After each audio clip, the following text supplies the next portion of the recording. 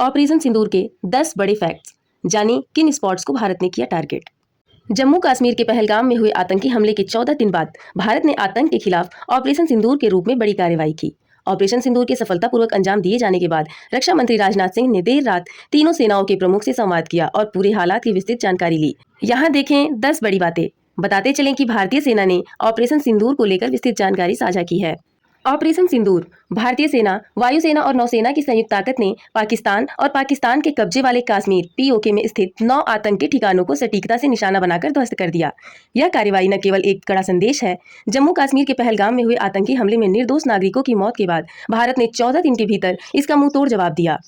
Colonel Sophia Qureshi ने दी जानकारी। Colonel Sophia Qureshi और विंग कमांडर व्योमिका ने ऑपरेशन सिंदूर के बारे में जानकारी साझा करते हुए बताया कि इस मिशन के दौरान आतंकियों के 9 ठिकानों को सफलतापूर्वक नष्ट किया गया। उन्होंने स्पष्ट किया कि पूरे अभियान के दौरान इस बात का विशेष ध्यान रखा गया कि किसी निर्दोष नागरिकों को कोई नुकसान न पहुंचे, जिसके लिए एजेंसियों से प्राप्त इनपुट्स को बेहद गंभीरता से लिया गया। सवाई नाला कैंप, जो लश्कर-ए-तैयबा का प्रमुख ठिकाना माना जाता था, पहला लक्ष्य था। कर्नल कुरैशी ने यह भी स्पष्ट किया कि ऑपरेशन में पाकिस्तान के सैन्य ठिकानों को निशाना नहीं बनाया गया। प्रतिबंधित आतंकी संगठनों जैश-ए-मोहम्मद, लश्कर-ए-तैयबा और हिजबुल मुजाहिदीन के मुख्यालयों को निशाना बनाकर रात के समय 9 ठिकानों पर विशेष कार्रवाई की गई। बहावलपुर जैश-ए-मोहम्मद का ठिकाना, मुरीदकै लश्कर-ए-तैयबा का मुख्यालय, टेढ़ा कला सरजल जैश-ए-मोहम्मद का अड्डा, महमूना जोया सियालकोट हिजबुल का मुजाहिदीन का ठिकाना, मरकज अले हदीश बरनाला लश्कर-ए-तैयबा का ठिकाना, मरकज अब्बास कोटली जैश-ए-मोहम्मद का केंद्र, मशकर रहील शहीद कोटली हिजबुल मुजाहिदीन का प्रशिक्षण शिविर है, सवाई नाला कैंप मुजफ्फराबाद लश्कर-ए-तैयबा का आतंकी शिविर, शैदना बिलाल कैंप मुजफ्फराबाद जैश-ए-मोहम्मद का संचालन केंद्र। इन जगहों का निशाना बनाते हुए उन्हें ध्वस्त किया गया। अब हम आते हैं भारत की अंतर्राष्ट्रीय कूटनीतिक और रणनीति के तरफ। अमेरिका, ब्रिटेन, रूस, सऊदी अरब और यूएई जैसे प्रमुख देशों को भारतीय अधिकारियों ने इस कार्रवाई की पूरी जानकारी दी।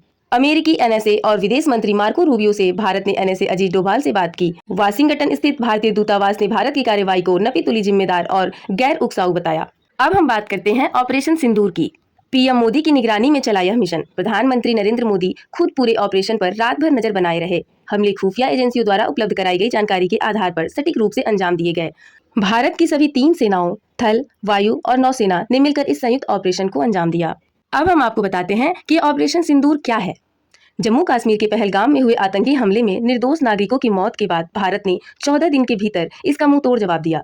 वायुसेना ने 6-7 मई 2025 की रात को ऑपरेशन सिंदूर के तहत पाकिस्तान पीओके में 9 आतंकी ठिकानों पर एयर स्ट्राइक की। हमले में शामिल सभी पायलट और सैनिक सुरक्षित लौटे। सैन्य ताकत में भारत से कहीं पीछे है पाकिस्तान। पाकिस्तान अक्सर अपनी सैन्य शक्ति को लेकर बड़े बड़े दावे करता है, लेकिन हकीकत यह है कि वह इस मामले में भारत के सामने कहीं नहीं ठहरता।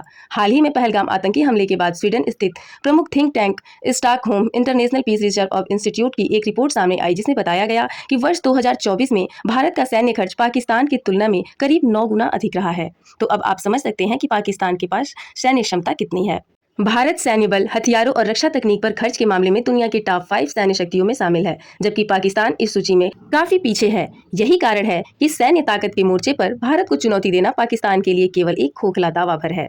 ऑपरेशन सिंदूर के 10 फैक्ट्स। बहावलपुर के अहमदपुर ईस्ट में जैश-ए-मोहम्मद का गढ़ निशाने पर 4 हमले बहावलपुर के अहमदपुर ईस्ट में सुभान मस्जिद के पास हुए, जो जैश-ए-मोहम्मद और उनके प्रमुख मौलाना मशहूर अजहर का प्रमुख अड्डा माना जाता है। दूसरा, आतंकी ठिकाने निशाना बने। मुजफ्फराबाद स्थित बिलाल मस्जिद और सुभान मस्जिद जैसे स्थानों पर हमले किए गए, जिनका संबंध आतंकवादी गतिविधियों से बताया गया है। इन मामलों में 8 आतंकवादियों के मारे जाने की पुष्टि हुई है। सियालकोट, कोटली और मुरीद के सहित कई जगहों पर हमले। DGIASPR ने सियालकोट, मुरीद के कोटकी, लोहारा और सकरगढ़ की कोटली जैसे इलाकों में भी हमलों की पुष्टि की, जिससे पाकिस्तान में खलबली मच गई। चौथा है बालाकोट के बाद दूसरी बड़ी जवाबी कार्रवाई। यह ऑपरेशन 2019 की बालाकोट एयर स्ट्राइक के बाद पाकिस्तान में भारत की दूसरी बड़ी जवाबी कार्रवाई मानी जा रही है। पुलवामा हमले के बाद हुई बालाकोट स्ट्राइक के 6 साल बाद एक बार फिर भारत ने निर्णायक जवाब देकर आतंकवाद के खिलाफ अपनी रणनीति स्पष्ट की है। पांचवा, ऑपरेशन में निशाने बनाए गए 9 ठिकानों में से 4 पाकिस्तान के अंदर और 5 पाकिस्तान अधिकृत कश्मीर में थे। पाकिस्तान ने जिन शहरों में हमले किए, उनमें बहावलपुर, मुरीद के सियालकोट प्रमुख हैं। हमलों के लिए लोइटरिंग म्यूनिशन और अन्य सटीक हथियार प्रणालियों का उपयोग किया गया। भारत के 24 मिसाइल हमलों की पुष्टि। भारत के 24 मिसाइल हमलों की पुष्टि। पाकिस्तानी सेना के प्रवक्ता और ISPR के DG लेफ्टिनेंट जनरल अहमद शरीफ चौधरी ने प्रेस कॉन्फ्रेंस में बताया कि भारत ने कुल 24 हमले किए हैं जो विभिन्न प्रकार के हथियार से किए गए। सातवां, अमेरिका, ब्रिटेन, रूस, सऊदी अरब और यूएई जैसे प्रमुख देशों को भारतीय अधिकारियों ने इस कार्रवाई की पूरी जानकारी दी। आठवां, ऑपरेशन सिंदूर के बाद की स्थिति को ध्यान में रखते हुए जम्मू संभागीय आयुक्त की ने घोषणा की कि जम्मू, सांबा, कठुआ, राजौरी और पुंछ जिलों में आज सभी स्कूल, कॉलेज और शैक्षणिक संस्थान बंद रहेंगे। नौवां, ऑपरेशन सिंदूर और सफलतापूर्वक अंजाम दिए जाने के बाद रक्षा मंत्री राजनाथ सिंह ने देर रात 3 सेनाओं के प्रमुख के साथ संवाद किया और पूरे हालात की विस्तृत जानकारी ली। 10 और आखिरी पॉइंट है कि भारत की सभी 3 सेनाओं, थल, वायु और नौसेना ने मिलकर इस संयुक्त ऑपरेशन को अंजाम दिया। ऑपरेशन सिंदूर न केवल पाक को जवाब है, बल्कि यह अंतर्राष्ट्रीय मंच पर भारत की रणनीतिक और कूटनीतिक क्षमता का भी प्रमाण है। यह स्पष्ट करता है कि अब भारत आतंक को उसी भाषा में जवाब देने से पीछे नहीं हटता जो वो चाहता है। ऐसे ही और रोचक तथ्यों को जानने के लिए हमें सब्सक्राइब करना न भूलें।